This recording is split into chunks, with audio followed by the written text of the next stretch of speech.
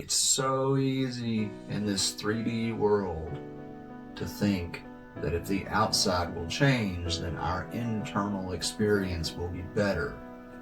But we are gradually learning as a species, as more and more, that it's our internal world that really shows up externally. If we can be the one that we are in love with, then what else is possible for us?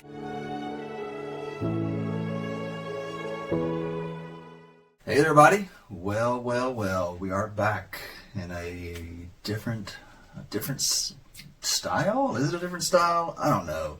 So if you are catching this episode early, then you're probably one of our subscribers or one of the subscribers to this ever-evolving experiment that is our podcast. If you've been here, then you've seen some evolution, and we have heard how much people appreciate and enjoy Courtney and I together on podcasts. So we're listening to that, and we're also listening to ourselves and stepping into a bit of a new stream here. And as I have thought about this, it's like a new stream that's an old stream, because while Courtney and I have had so much to say about psychedelics and psilocybin says, if you are a brand new listener, there's a lot of older episodes, 100 and some episodes of psilocybin says that Courtney and I did together. And yeah, as I've been reflecting on this, psychedelics, psilocybin in particular, were the focus of that content, but so much of the content that we created was around our relationship, the evolution of our relationship, the importance of relationships, maintaining and keeping healthy relationships, or leaving relationships that aren't healthy and can't, maybe there's not repair to be made there. And so this is really not that new of a thing for us. It's more direct in the subject matter and some of the activities and tools that we'll be sharing with you, which we're really excited about, bringing things from authentic relating and spirituality and other practices to help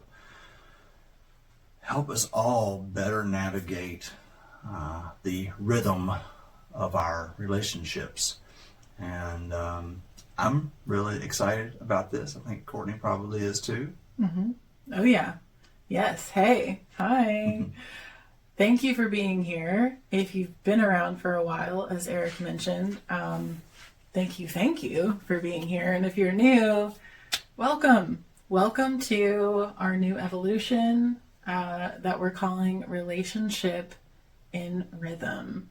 So as Eric touched on, this is embodying the rhythms that we have in our relationships and getting more conscientious about them, because whether we're conscientious or not, we all have rhythms in each relationship that are just kind of programmed over time, and how we do things and how we show up and how we communicate in our relationships. So this right here is us getting very intentional about our rhythms and bringing the practices that we've learned in our own relationship to you all to share, because it's way more fun to share with others what's worked well for us and what we've seen work well for others that we've worked with. And also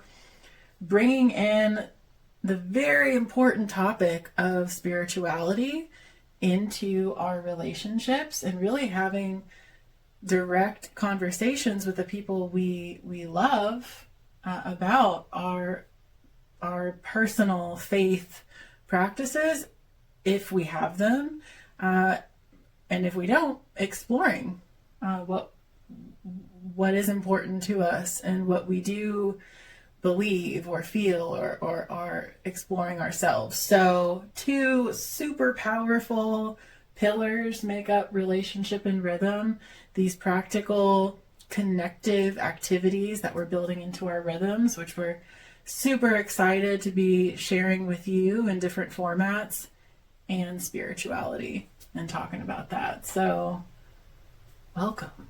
And there will certainly be a bit of a psychedelic flair, or at least you know that we're very comfortable talking about our psychedelic experiences and that they have informed our relationship and other relationships quite a bit. And as we've been talking about how to, or what this is that we're trying to bring into the world as a product of divorce, having seen multiple relationships in my life that didn't work out because of either a lack of skill or a lack of desire to have the difficult conversations or to engage in conscientious practices that could really benefit that relationship. Having been through 2 divorces myself, this feels like one of the most valuable and important kind of teachings, things that we can share with the world. Now, Courtney and I have been in a relationship for 12 years now. We have been through so much. If you followed our story, then you know very early on we were arrested for psilocybin together. We have been navigating ethical non-monogamy. We have been co-entrepreneurs, developing different programs, now this together. So working on our relationship has been the center of it all. And I just feel so strongly that for healthy society, healthy individuals, healthy families, learning how to navigate these relationships is probably one of the most important things that we can do. And the topic of this conversation is going to be the most important relationship that you or I or anyone will have with ourselves. So, yes, I just want to do like a cheer, thinking about, well, not like an actual, not like a cheerleader, I guess, or maybe that is what it is. I just am excited when I think about this topic, which is becoming the one that we are so hopeful that everyone around us will become for us. And instead stepping into that empowering place for ourselves. If we can be the one that we are in love with, then what else is possible for us? How does that shift everything else, all of our other encounters in our life? If we just love who we are and know who we are and have that connection with ourself and the divine, God, source, however you want to term this great force that's running through all of us. Like, what a shift in perspective. Like, I know for us, Eric and I individually, we've both been through times where we are hoping others will change or circumstances will change so that then we can be happy, then we can be fulfilled, then we can do the thing that we're waiting to do when other things change around us. And so I'm looking forward to diving into that. But like, first I want to invite you listening to reflect on that in your own life. Can you identify a time in your life?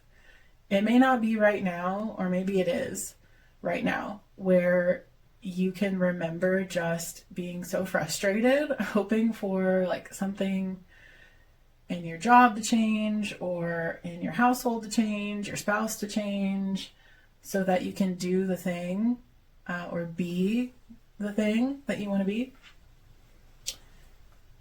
And just to like sit with that as we explore this for ourselves.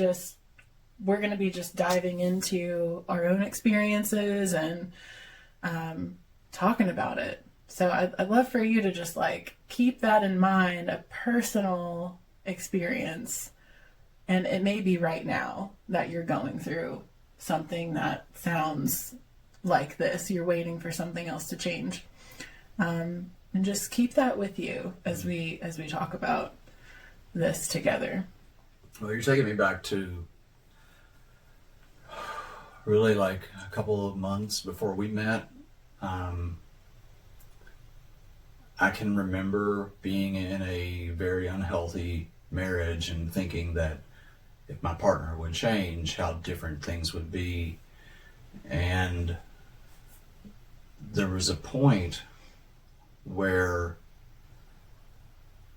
it didn't necessarily immediately come as me realizing that I had to love myself. It came more directly, it was me realizing that I am worthy of a loving relationship, which was kind of the start of me beginning to love myself again. And as you're kind of front loading this conversation, what strikes me as so clear is that when the day that you and I met, I was so in love with myself. I was so, like, not in a conceited, arrogant way, but, you know, I was in the process of starting the Jamaica retreats. I had just had a massive psilocybin experience that really, it kind of showed me myself in ways that I'd never seen before. And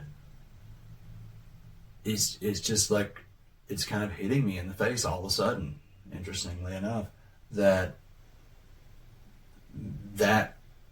love that I had for myself, that excitement that I had for my own life, is probably played a huge role in us even being together, and like your attraction to me, and you know, all after that.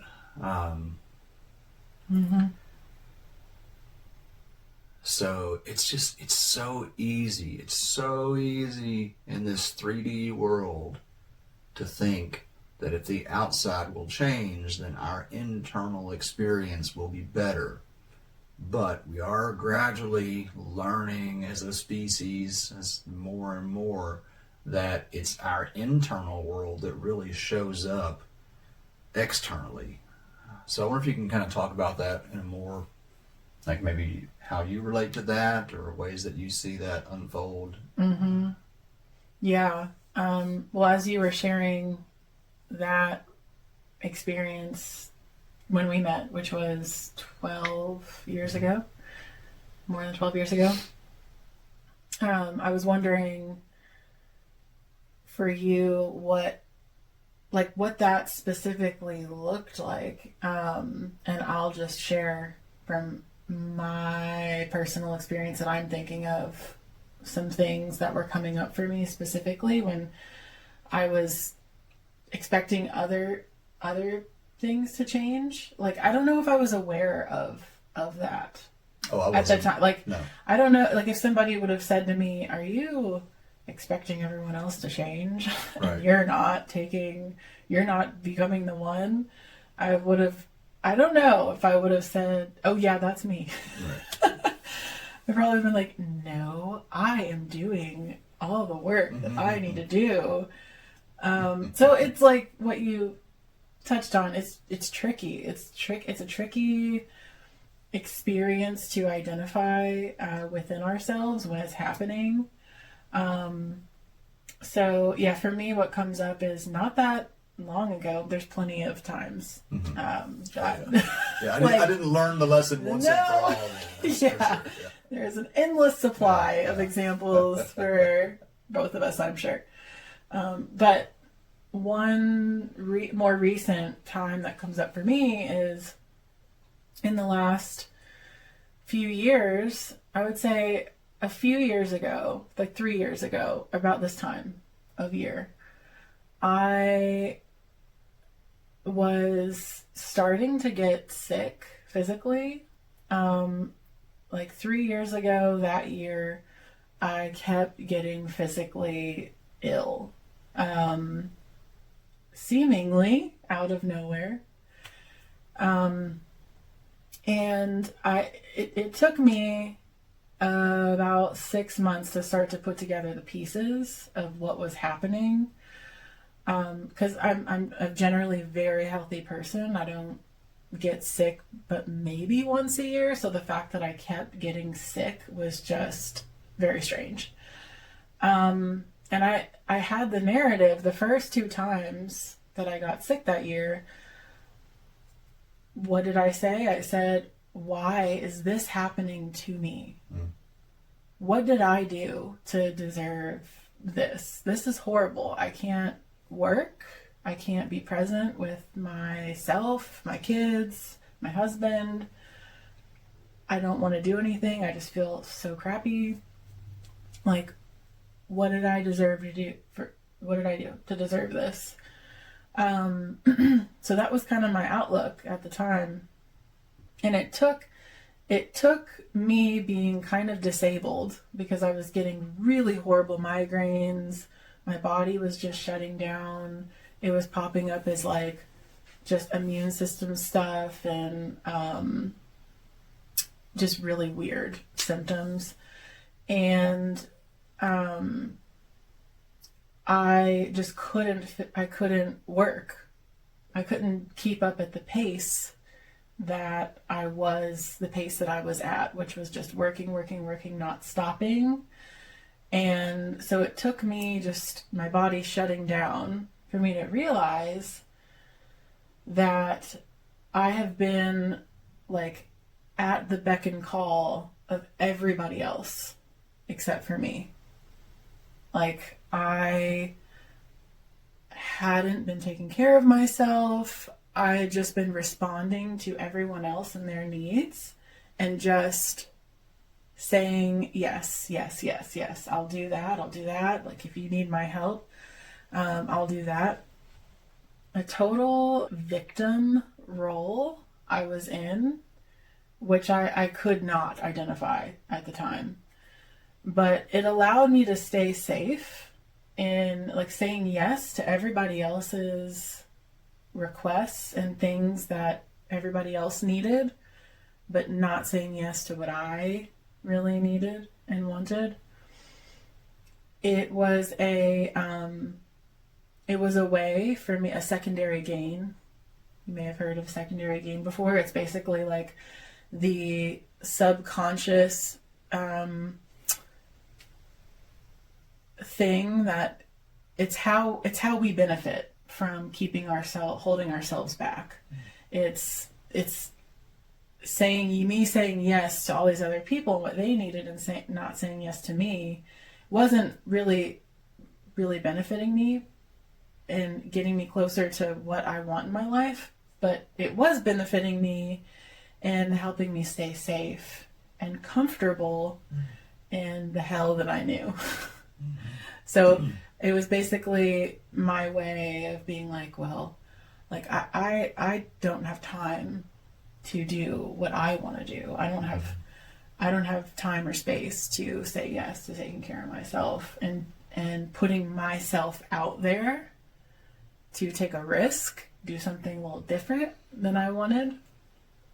It was just, allowing me to stay safe. So, but at the time I would have said just that I have to, like, until my circumstances change, until things in the business or in the church like slow down, or until we can hire somebody to do this, I have to be exhausted. I have to be in this place of misery, like energetic drain. And the funny thing is that the all, God, whatever you want to call this divine force, showed me that things actually get better when you take a step back. Because I got sick, and what happened?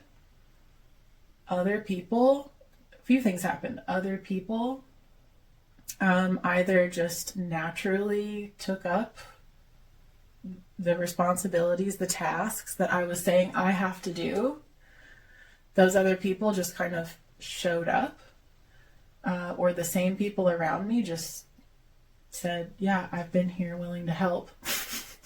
I've been offering, actually, and you keep saying no.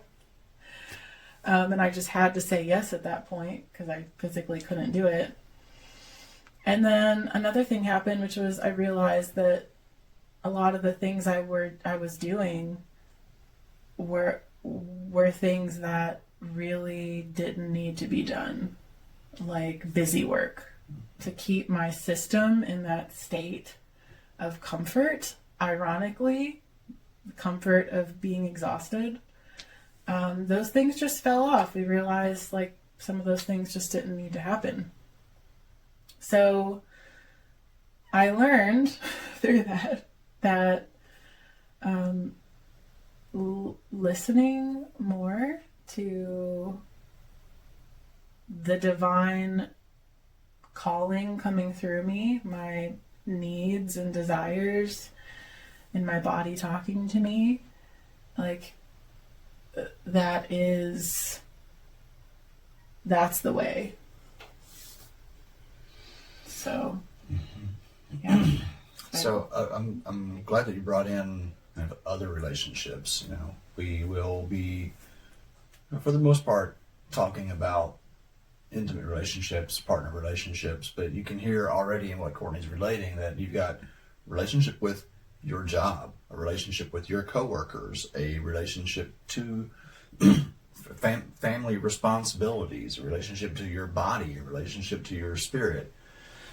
And again, most importantly here today, talking about this relationship with the self. I guess that, like, as you're talking particularly about how we get in these loops of unhealthy behaviors at times, thinking that we're taking care of ourselves, or that maybe we're just kind of maintaining our nervous system's set level of stress, and that's what it feels right because that's what we've accustomed ourselves to. And I'm just like, I wonder how we can help people tune in to themselves better and know what really loving yourself and taking care of yourself really looks like. Because there are still people who think that taking shots of bourbon when you're stressed is a way to take care of yourself. Or there are folks who think that working 60 hours a week is somehow like what's good for us because it's taking care of others. So, how do you recommend folks really tune in to what is right for their own self-care needs? It's such a good inquiry. And at the end, towards the end of our episode today, we'll give you listening a little practice, a little mini rhythm to incorporate, to try out in your own routine that I think will answer this question in one way.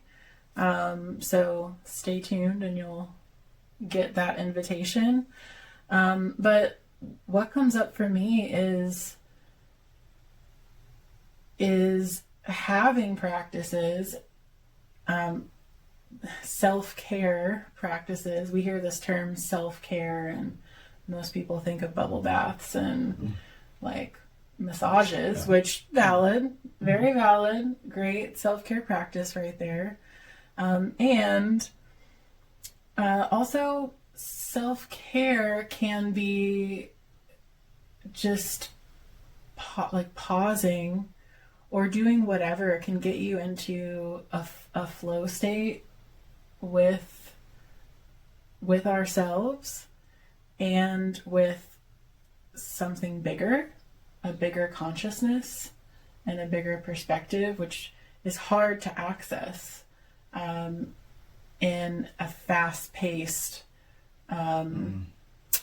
day-to-day life, which most of us are in. It's 2025, and we heard a neuroscience fact a couple weeks ago that in 2025 we are 5 times more stimulated than we were 20 years ago.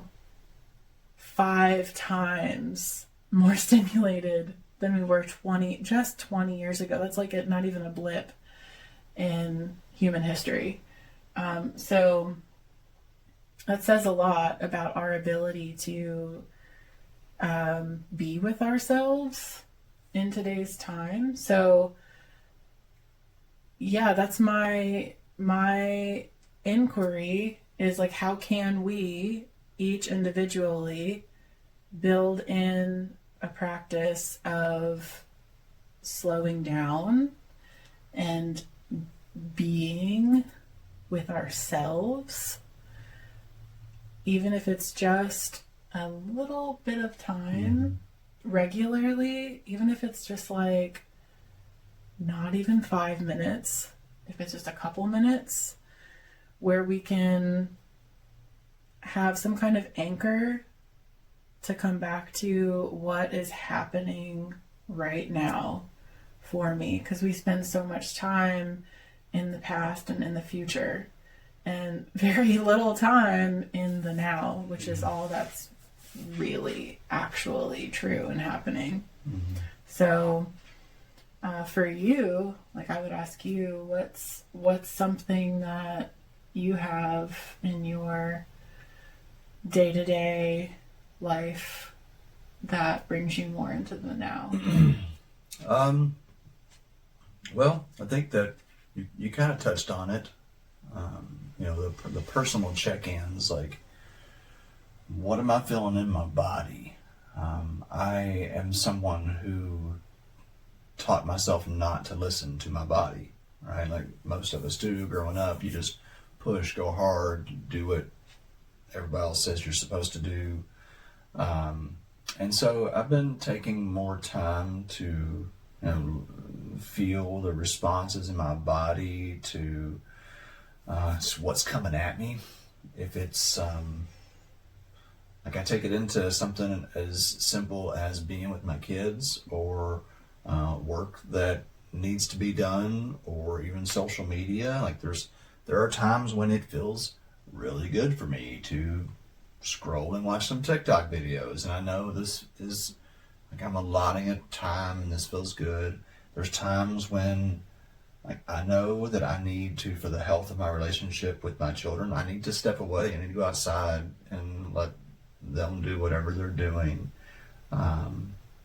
Similar with you or with work, if there's things that are coming up for me in work that really feel like that kind of like imposed pressure, I'm choosing more and more to step back away from that stuff until it feels right to do. Like, there will be a time that arises, as we've talked about, spirituality is going to be really important to the work that we do with R&R, and one of the most powerful spiritual teachings and practices that I've come across in a long time, Courtney and I have been digging into this quite a bit here lately, is Kabbalah.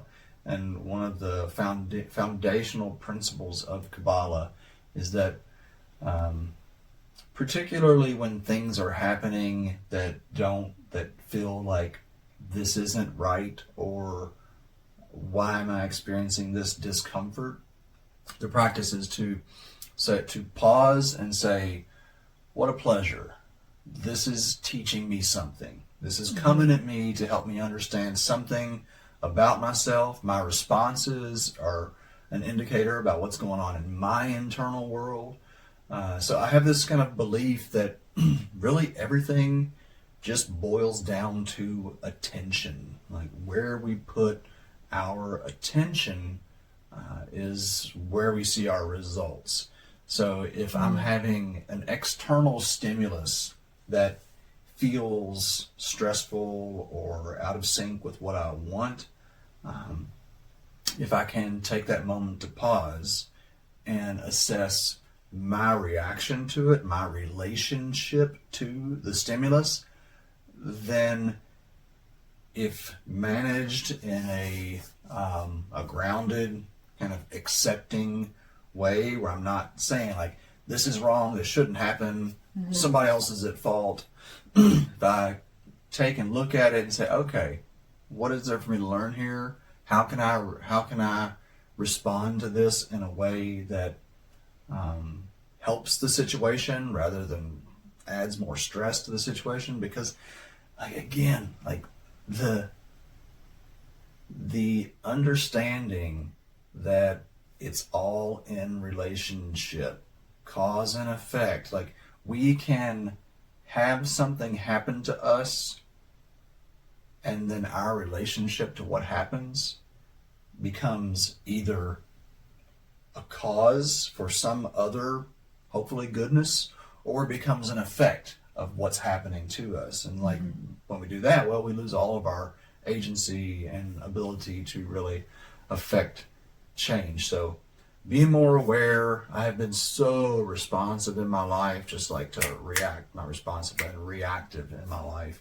So slowing down my reaction time and allowing myself to just kind of explore curiously why is this happening, and what is there for me to learn from this, and then what can I apply to help the situation be better for everybody involved. And like that, as I'm understanding that more and more deeply, it's such a profound act of self-love. It's like taking a minute to be like, all right, this is my world. How am I relating to my world? And then what am I going to do with that to make this world a better place? Yes.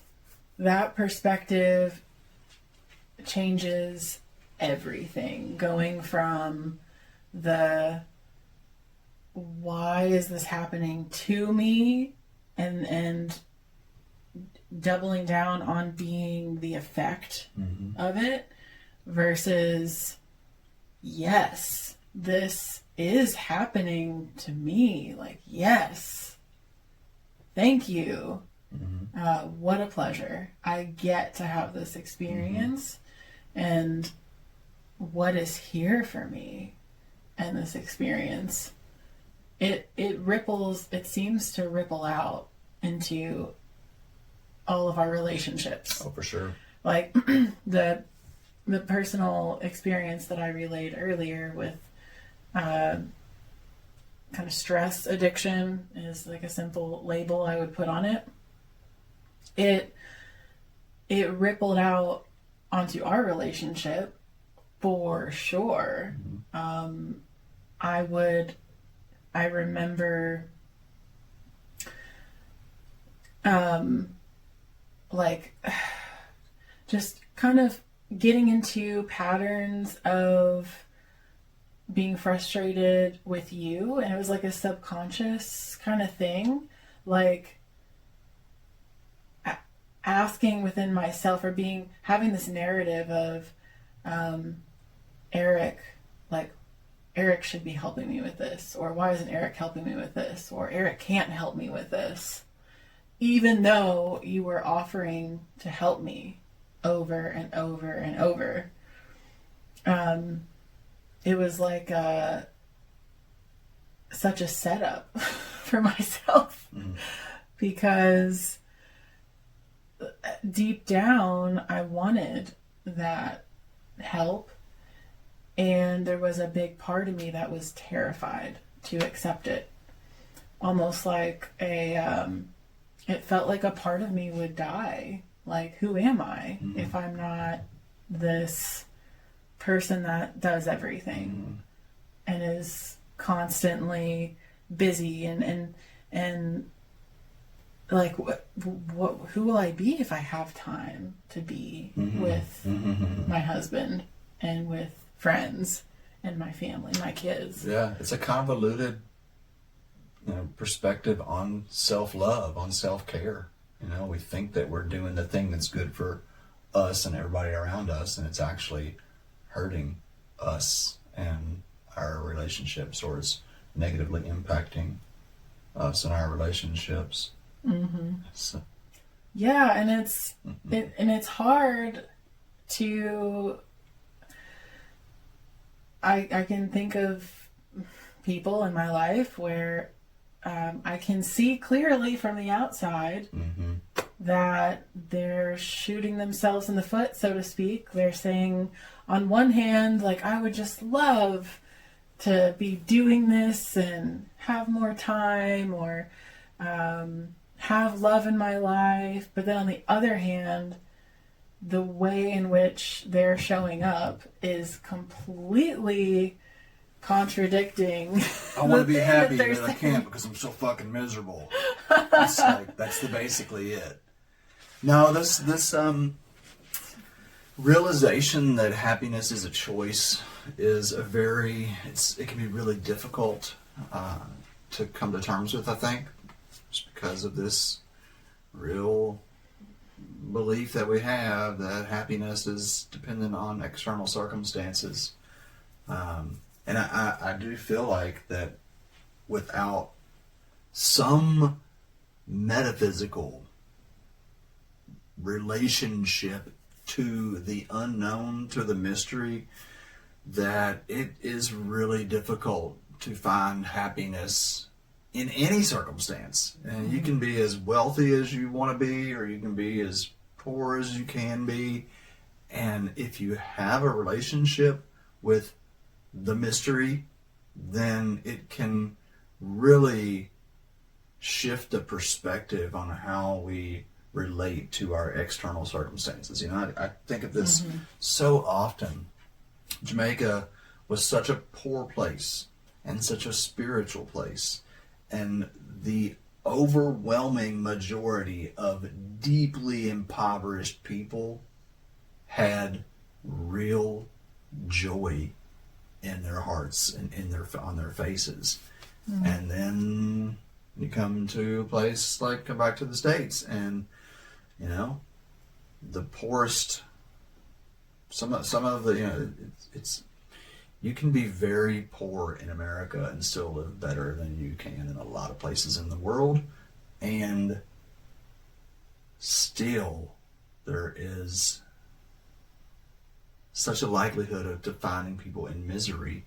And it does feel like such a big part of that is our culture has distanced itself from any tangible relationship with the mystery. I know that sounds like such an oxymoron, like a tangible relationship with the mystery, but just exploring it, just asking questions,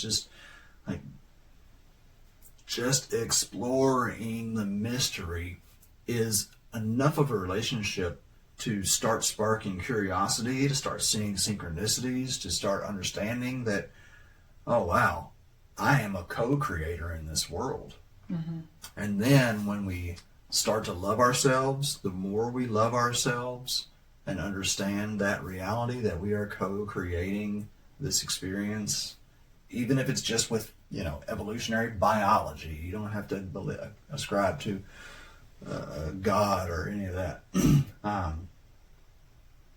But when we start to understand our participatory role and how self-love impacts our experiences just like all throughout the day. You can think about the most mundane act, like getting up and making breakfast for the kids. If I can be aware that there is, first of all, like I have no idea what's going on. I am on this little rock spinning around the sun in the vastness of space, and I get to take care of these children and provide for them, versus, oh, there's another day of me doing a thing that this isn't really what I want to be doing. Life is meaningless. And all that it is a shift in perspective. And like, my children's day is so much better just from having that kind of a meaningful, loving start to it. And if we want to explore like the meaning of life and what actually generates joy and happiness, it's showing up in joy and happiness and helping others feel that same, those same feelings.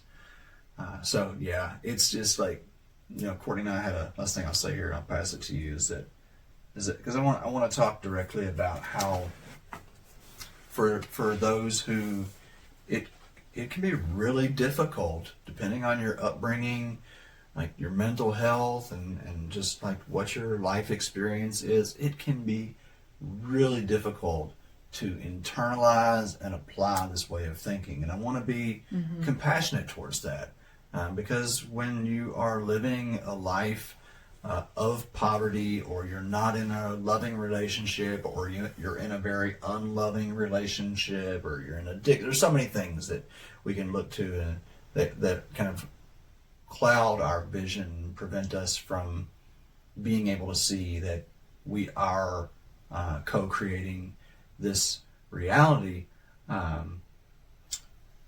So I definitely want to talk about some of the real practices and ways that we can step into that perspective, which leads me to reflect on the MDMA experience that we had a few weeks back. Because what's important about this is two things: that there are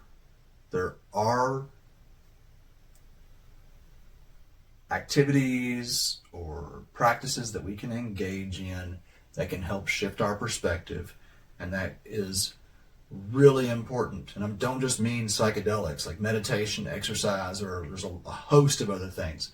But this one experience that I had recently was like, it really brought back in a visceral sense that even more nuanced than loving myself, but liking myself. Like, oh dang, there's some things that I do that I actually really like. Like, I'm actually pretty cool in a lot of ways. And so that then led me to make lists of some of the things that I appreciate about myself, which has then kind of compounded and really helped me in the last couple of weeks, as I've integrated that experience, live more from that place. And so I'm not suggesting that MDMA is what you need, although that is a very powerful and helpful tool in the right circumstances. But even more so, actively and intentionally exploring things, behaviors, actions, ways that you can connect with a sense of liking yourself and loving yourself. Does that make sense? Yeah.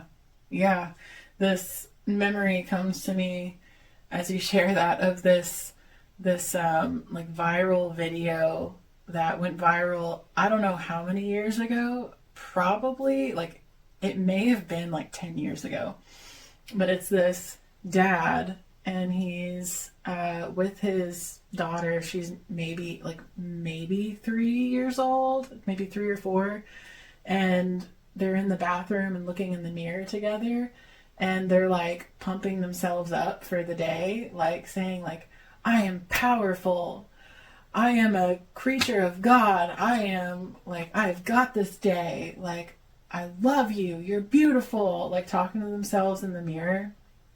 And it just, like, I think I remember crying when I saw the video, because I was flooded with this, like, wow, like, what if we all started our days like that, really embracing who we are and the super unique gifts that we each have. And it can get so hard in this world where comparison is everywhere, in every angle. Mm-hmm. We have it now more than we ever have as humans. And so there's 5 million opportunities for us to be like, well, I'm not like them, I'm not like them, I'm not like them. Okay, should I be like them? Or should I be like me? Oh, that's really hard right now, I don't know.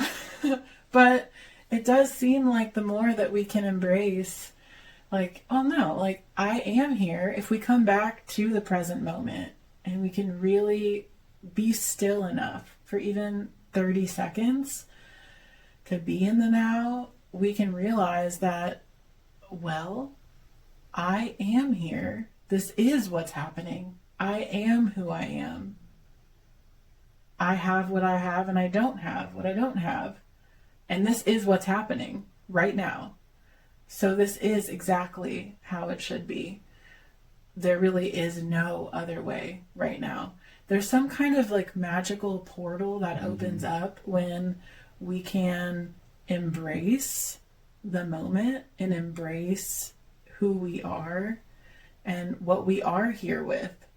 And we can, once we can embrace that, then we can like quadruple down on that and dive into it. And it just changes our whole energy with everything. Like everything then starts responding to us differently.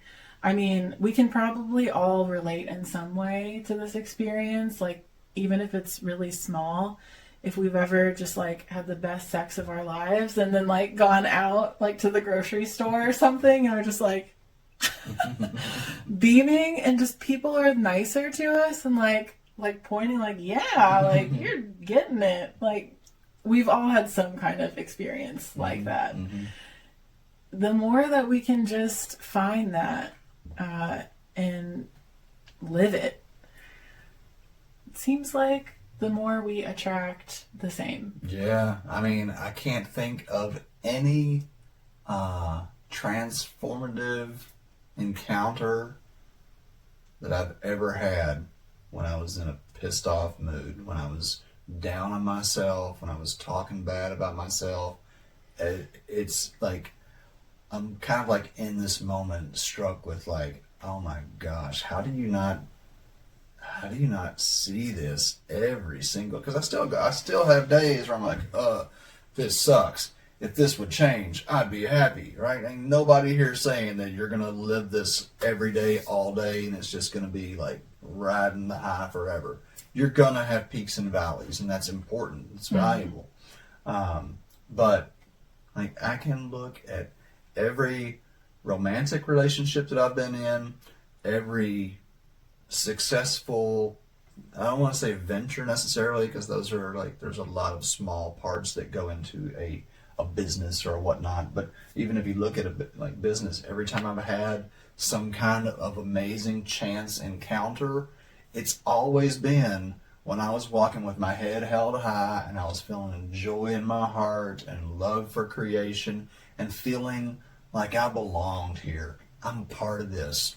I'm meant to be a part of this. What can I bring to the table? What are we doing with this amazing experience, this opportunity? And so yeah, it really, you hear this, and obviously this is not like a entrepreneur show, but you hear this in the personal growth and entrepreneurial material that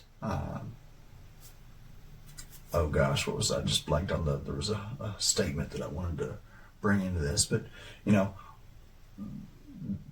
basically, like, it's just all a response to your energy. It's all a response to the energy that we bring to the situation.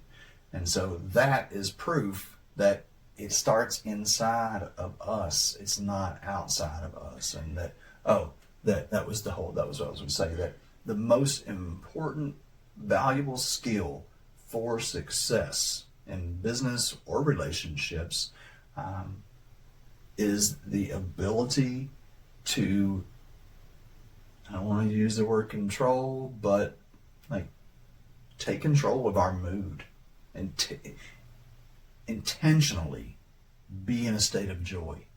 Intentionally put yourself into a place of loving what is, whatever it is. Yeah. And it's different than bypassing.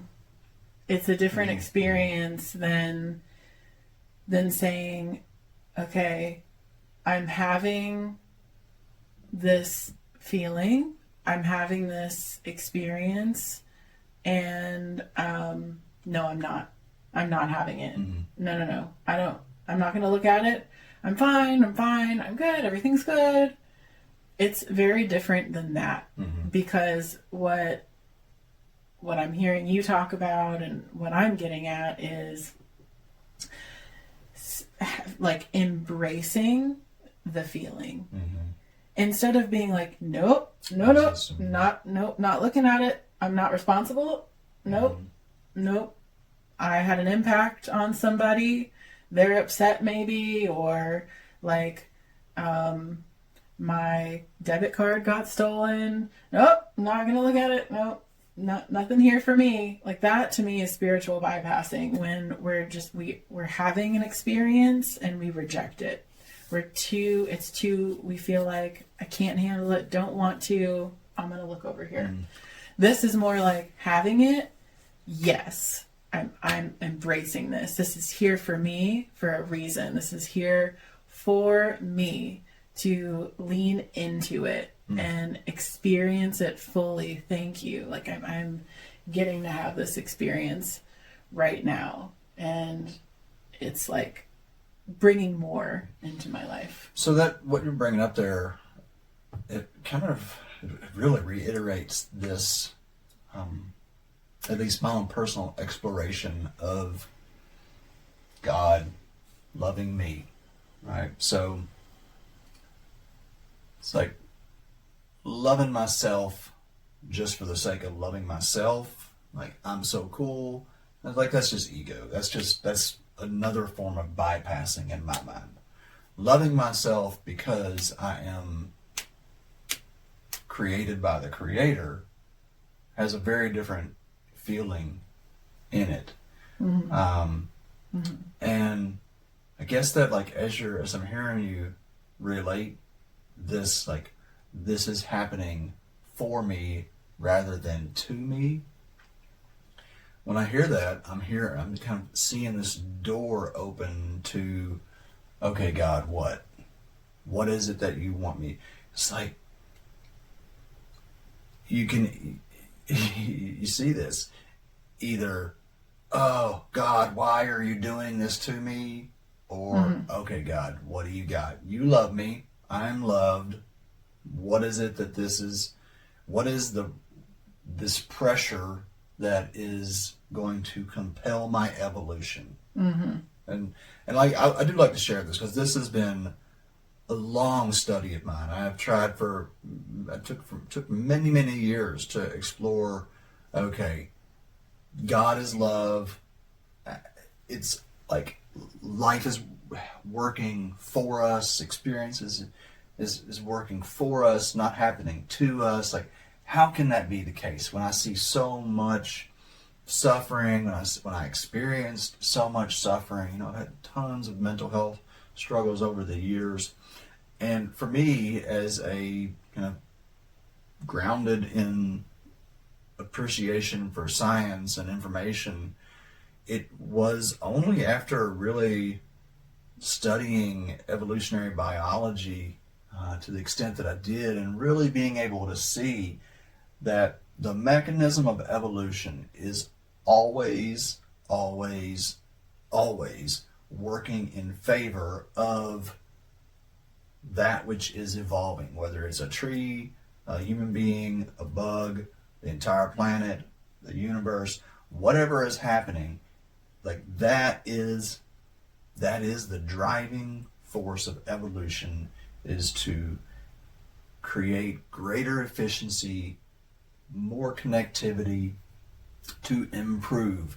And very often that driving force of evolution, I mean, actually always, requires some kind of pressure. And, you hear these metaphors like, oh, it takes pressure to make a diamond, and that's all fine and dandy, but like, I need to be able to understand these things myself from like a human lived biological perspective. And that is really what has helped me understand, okay, whatever's happening is happening for me, because that is that's the algorithm that is running everything. And so, like, to be able to touch in on that on a daily basis sometimes when things are really tough is another tool that I use to understand, okay, this is happening for me. God loves me, and what do we do with this to bring improvement? Mm-hmm. Yeah. And it's so much easier said than done. Mm-hmm. Like, I mean, there are significant life-altering circumstances, situations that happen seemingly out of nowhere. And when those situations occur, it is completely destabilizing sometimes to our system, our perspective, the ways in which we were before and after this situation happened, whether that's like being laid off unexpectedly from a career you've always been in, or the death of a loved one, or like whatever it might be, a catastrophic event.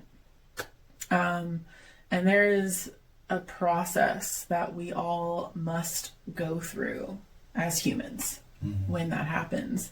So like, this by no means is like me or you saying like, get over your shit when some like terrible thing that you weren't expecting happens. Like, no, like, we get to go through those stages in our own pace and time. And when it's time for us to move through a certain stage, like, there is a time where this doorway opens up for us to step into that perspective of, is this happening to me or for me?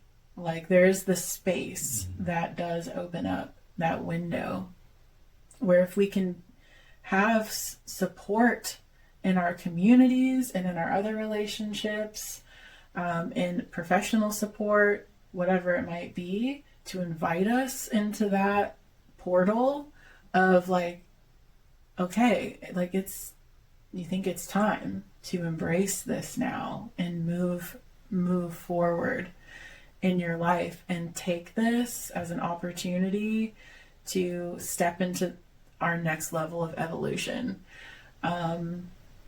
Like, maybe this is part of what we're here to do. Maybe this experience that we had to go through the depths of the darkness to then come out of it is a big part of what we're here, how we're here to be of service in whatever that might be.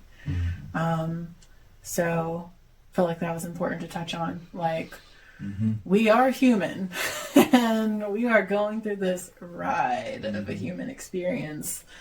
And yeah, we do, at the end of the day, we get to go through it, as insane as it might be. Sometimes that's what that pause with a pleasure is, allowing for it to just wash over. I can't not relate to my psychedelic work in this, because it's just informed so much. But I can remember this happening outside of psychedelics, and I still touch on it occasionally. I remember being in my teens when I first started to really go through deep depression, and I remember thinking then that I would rather feel all of this pain than not feel anything. I didn't have the wisdom or ability to trust the process so much. I just wanted it to stop, but I was okay, at least feeling. As psilocybin entered my life, I began to really understand the value and